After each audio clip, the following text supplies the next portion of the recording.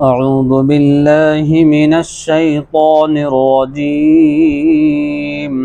بسم اللہ الرحمن الرحیم واستعینوا بالصبر والصلاة، اور مدد طلب کرو صبر کے ذریعے اور نماز کے ذریعے۔ وَإِنَّهَا لَكَبِيرَةٌ إِلَّا عَلَى الْخَاشِعِينَ، اور بے شک نماز بھاری ہوتی ہے مگر خشوع خضوع کرنے والوں پر۔ الَّذِينَ يَظُنُّونَ أَنَّهُمْ مُلَاقُو رَبِّهِمْ، اور جو لوگ یہ گمان رکھتے ہیں کہ انہوں نے اپنے رب سے ملاقات کرنی ہے۔ وَأَنَّهُمْ إِلَيْهِ رَاجِعُونَ، اور انہوں نے اسی کی طرف لوٹ کر جانا ہے۔ بنی اسرائیل کا تذکرہ چل رہا ہے۔ پچھلے آیات میں بنی اسرائیل کی دو بیماریوں کا ذکر کیا گیا تھا کہ بنی اسرائیل کے اندر دو خاص بیماریاں تھیں، ایک حب جاہ اور حب مال۔ اب ان بیماریوں کو دور کرنے کے لیے اللہ رب العزت نے ان سے دو چیزوں کو بتلایا۔ یہ میرے اور آپ کے لیے بھی سبق ہے۔ اولین مخاطب تو آپ صلی اللہ علیہ وسلم کے زمانے کے یہود ہیں، لیکن مجھے اور آپ کو بھی، کیونکہ قرآن کریم قیامت تک آنے والے ہر انسان کے لیے ہدایت اور رہنمائی کرنے والی کتاب ہے، اس لیے مجھے اور آپ کو بھی یہ حکم ہے کہ وَاسْتَعِینُوا بِالصَّبْرِ وَالصَّلَاةِ، کہ اللہ رب العزت سے مدد طلب کرو صبر کے ذریعے اور نماز کے ذریعے۔ اب جو یہود ان کے اندر حب جاہ اور حب مال تھا، اب جب ان میں سے بہت سارے لوگوں نے ایمان لایا، اب اللہ رب العزت ان سے کہہ رہے ہیں کہ اب جو آپ کے اندر جو حب جاہ، جو آپ کے اندر جو آپ لوگوں کے اندر آپ کی عزت تھی، لوگ آپ کو بڑا سمجھتے تھے، اگر کافروں کے نزدیک اب آپ ذلیل ہو گئے اور آپ پر ایمان لانے کی وجہ سے تکلیف اور مصیبتیں آنے لگیں، تو اس پر آپ نے صبر کرنا ہے اور نماز کے ذریعے اللہ رب العزت سے مدد چاہنی ہے کہ جتنے بھی ایمان لانے کے بعد جتنے بھی تکالیف آئیں گی ان پر آپ نے صبر کرنا ہے، اور صبر کرنے کے بعد اللہ رب العزت سے نماز کے ذریعے مدد مانگنی ہے، کیونکہ جو نماز ہے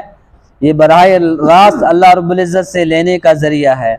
سے جب صحابہ کرام رضوان اللہ تعالی علیہم اجمعین جب آپ صلی اللہ علیہ وسلم معراج سے واپس آئے تو کہا آپ صلی اللہ علیہ وسلم نے کہ میں نے آپ کے لیے تحفہ لایا ہے نماز، تو صحابہ کرام خوش ہو گئے اور کہنے لگے کہ اب ہم براہ راست اللہ رب العزت سے لینے والے بنے، کہ نماز کے ذریعے ہم اللہ رب العزت سے براہ راست باتیں کریں گے اور براہ راست اللہ رب العزت سے اپنی مرادیں پوری کروائیں گے۔ اس لیے ہمیں بہت سارے واقعات صحابہ کرام کے ملتے ہیں کہ کسی نے تو اپنی مری ہوئی اونٹنی کو دو رکعت نماز کے ذریعے زندہ کروایا، کسی نے اپنے بیٹے کو نماز کے ذریعے سے زندہ کروایا۔ بہت سارے واقعات نماز کے ذریعے صحابہ کرام رضوان اللہ تعالی علیہم اجمعین نے پورے کروائے۔ ان کو جب بھی کوئی مصیبت یا جب بھی کوئی تکلیف ہوتی تھی تو وہ سب سے پہلے نماز کی طرف متوجہ ہو جاتے تھے۔ فضائل اعمال میں، حکایت صحابہ میں بہت سارے واقعات اس قسم کے بڑے پڑے ہوئے ہیں کہ صحابہ کرام نے نماز کے ذریعے اپنے معاملے کس طرح حل کروائے۔ وَإِنَّهَا لَكَبِيرَةٌ إِلَّا عَلَى الْخَاشِعِينَ، جو یہ نماز ہے یہ بہت بھاری ہے یقیناً، مگر ان لوگوں کے لیے بھاری نہیں ہے جو خشوع خضوع والے ہیں، جو اللہ رب العزت سے ڈرنے والے ہیں، ان لوگوں پر نماز بھاری نہیں ہوتی ہے۔ کیوں؟ ان کو یہ معلوم ہے کہ یہ اللہ رب العزت کے سامنے جھکنا ہے، اللہ رب العزت نے مجھے اتنی نعمتوں سے نوازا، اب اللہ رب العزت کی توفیق ہے کہ اللہ رب العزت مجھے یہ توفیق دے رہے ہیں کہ میں اللہ رب العزت کے سامنے جھک رہا ہوں، کسی غیر کے سامنے میری پیشانی نہیں جھک رہی ہے، کسی غیر اللہ کے سامنے میں نہیں جھک رہا ہوں، بلکہ میں اللہ رب العزت کے سامنے جھک رہا ہوں۔ اسی لیے کہتے ہیں کہ اگر نماز کے اندر جب انسان سجدے میں جاتا ہے،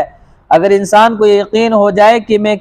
کس کے سامنے جھک رہا ہوں، اللہ رب العزت میں مجھے دیکھ رہے ہیں، سبحان ربی الاعلی انسان کہتا ہے تو اللہ رب العزت اس کا جواب دیتے ہیں، تو تو اگر انسان کو یہ احساس ہو جائے تو انسان سجدے سے اپنا سر ہی نہیں اٹھائے۔ الذین یظنون انہم ملاقو ربہم، جو لوگ یہ گمان رکھتے ہیں کہ ان کو ان کے رب کے ساتھ ملاقات کرنی ہے اور ان کو اللہ رب العزت کی طرف ہی لوٹ کر جانا ہے، تو ایسے لوگوں پر صبر کرنا اور ایسے لوگوں پر نماز بھاری نہیں ہوتی ہے۔ کہ جس انسان کو یہ ہوگا کہ مجھے اللہ رب العزت کے ساتھ ملاقات کرنی ہے، اور ملاقات جب ہوگی تو اللہ رب العزت سب سے پہلے نماز کا حساب کریں گے، کہ جب انسان دنیا سے جائے گا تو سب سے پہلے جو انسان کے 3 سوالات قبر میں ہوں گے، اس کے بعد جب حساب و کتاب شروع ہو جائے گا تو سب سے پہلے انسان کو نماز کا حساب لیا جائے گا۔ حدیثوں میں آیا ہے کہ جس کی نماز پوری نکل آئی اس کے دوسرے بھی تمام تر اعمال پورے نکل آئیں گے، لیکن اگر جس کے نماز میں ہی کمی ہوگی تو باقی تمام تر چیزوں میں اس کی کمی ہی نکلے گی۔ اس لیے جس انسان کو یہ گمان ہوگا کہ مجھے اللہ رب العزت سے ملاقات کرنی ہے، مجھے اللہ رب العزت کے پاس لوٹ کر جانا ہے، تو پھر فجر کی نماز اس کے لیے مشکل نہیں ہوگی، عشاء کی نماز پھر اس کے لیے مشکل نہیں ہوگی، بلکہ وہ شوق سے اللہ رب العزت کے حضور آئے گا۔ وہ دنیا میں ہی اللہ رب العزت کے گھروں کو آباد کرنے والا ہوگا، کیونکہ اس کو یہ گمان ہوگا کہ مجھے اللہ رب العزت سے ملاقات کرنی ہے، مجھے لوٹ کر اللہ رب العزت کے پاس جانا ہے۔ اللہ رب العزت کہنے سننے سے زیادہ عمل کرنے کی توفیق عطا فرمائے۔ وآخر دعوانا الحمدللہ۔